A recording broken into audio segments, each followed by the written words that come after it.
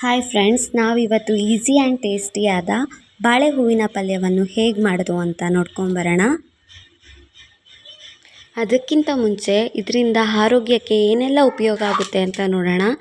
ಇದು ಡೈಜೆಷನ್ ಸಿಸ್ಟಮ್ಗೆ ಹೆಲ್ಪ್ ಮಾಡುತ್ತೆ, ಮತ್ತು ಬ್ಲಡ್ ಶುಗರ್ ಕಂಟ್ರೋಲ್ ಮಾಡುತ್ತೆ, ಹಾರ್ಟ್ ಹೆಲ್ತ್, ಅನೇಮಿಯಾಕ್ಕೆ ಒಳ್ಳೆಯ ಔಷಧಿಯಾಗಿದೆ, ವೆಯ್ಟ್ ಮ್ಯಾನೇಜ್ಮೆಂಟಿಗೆ ಹೆಲ್ಪ್ ಮಾಡುತ್ತೆ, ಮತ್ತು ಹಾರ್ಮೋನಿಯಂ ಬ್ಯಾಲೆನ್ಸ್ ಮಾಡುತ್ತೆ.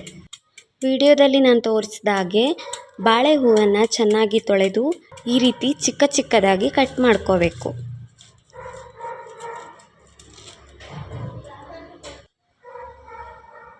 ನಂತರ ಒಂದು ಬಾಣಲಿಗೆ ಎಣ್ಣೆಯನ್ನು ಹಾಕಿ ಅದು ಬಿಸಿಯಾದ ನಂತರ ಸಾಸಿವೆನ ಹಾಕ್ಕೋಬೇಕು. ಅದಾದಮೇಲೆ ನಾವು ಸ್ವಲ್ಪ ಜೀರಿಗೆನ ಹಾಕ್ಕೋಬೇಕು. ನಂತರ ಇದು ಚೆನ್ನಾಗಿ ಫ್ರೈ ಆಗಬೇಕು. ಅದಾದ ನಂತರ ನಾವು ನೀರುಳ್ಳಿನ ಸೇರಿಸ್ಕೋಬೇಕು.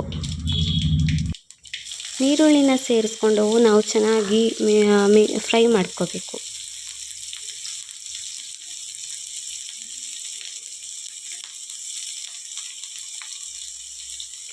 ನಂತರ ಒಂದು 5 ಎಸಳಷ್ಟು ಬೆಳ್ಳುಳ್ಳಿನ ಸೇರಿಸ್ಕೊಂಡಿದ್ದೀನಿ. ಹೀಗೆ ನಾವು ಚೆನ್ನಾಗಿ ಫ್ರೈ ಮಾಡ್ಕೋಬೇಕು.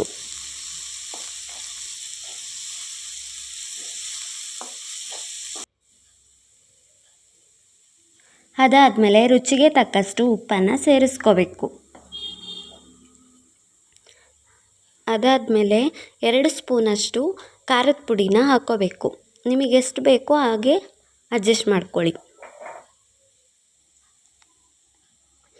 ಸ್ವಲ್ಪ ಅರಿಶಿನ ಪುಡಿನ ಸೇರಿಸ್ಕೋಬೇಕು. ಹೀಗೆ ಚೆನ್ನಾಗಿ ಮಿಕ್ಸ್ ಮಾಡ್ಕೋಬೇಕು.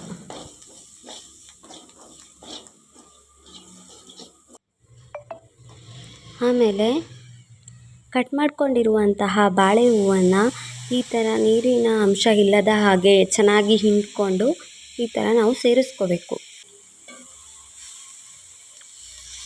ಚೆನ್ನಾಗಿ ಮಿಕ್ಸ್ ಮಾಡ್ಕೋಬೇಕು.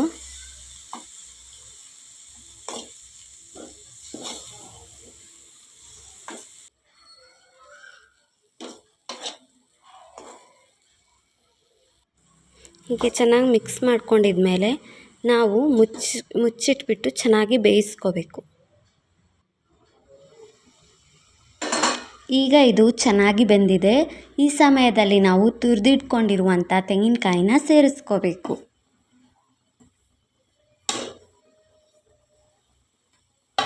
ಅದಾದಮೇಲೆ ನಾವು ಚೆನ್ನಾಗಿ ಮಿಕ್ಸ್ ಮಾಡ್ಕೊಬೇಕು. ಮಿಕ್ಸ್ ಮಾಡಿಕೊಂಡು ಸ್ವಲ್ಪ ಹೊತ್ತು ಬೇಯಿಸಿದ ಮೇಲೆ ನಮ್ಮ ರುಚಿಯಾದ ಬಾಳೆ ಹೂವಿನ ಪಲ್ಯ ರೆಡಿಯಾಗಿದೆ. ಇದನ್ನು ನಾವು ಅನ್ನದ ಜೊತೆಗೆ, ಚಪಾತಿಗೆ ಅಥವಾ ದೋಸೆಗೆ ಎಲ್ಲದಕ್ಕೂ ನಾವು ಉಪಯೋಗಿಸ್ಕೋಬೋದು. ತುಂಬ ರುಚಿಕರವಾಗಿರುತ್ತೆ ಹಾಗೂ ಮಾಡೋದು ತುಂಬ ಸಿಂಪಲ್. ಹಾಗೆ ನಿಮಗೆ ಈ ನನ್ನ ಯೂಟ್ಯೂಬ್ ವಿಡಿಯೋ ಇಷ್ಟ ಆಗಿದ್ದಿದ್ರೆ ಲೈಕ್ ಮಾಡಿ, ಶೇರ್ ಮಾಡಿ, ಕಮೆಂಟ್ ಮಾಡಿ ಹಾಗೂ ನನ್ನ ಚಾನಲ್ನ ಸಬ್ಸ್ಕ್ರೈಬ್ ಮಾಡಿ. Thank you for watching.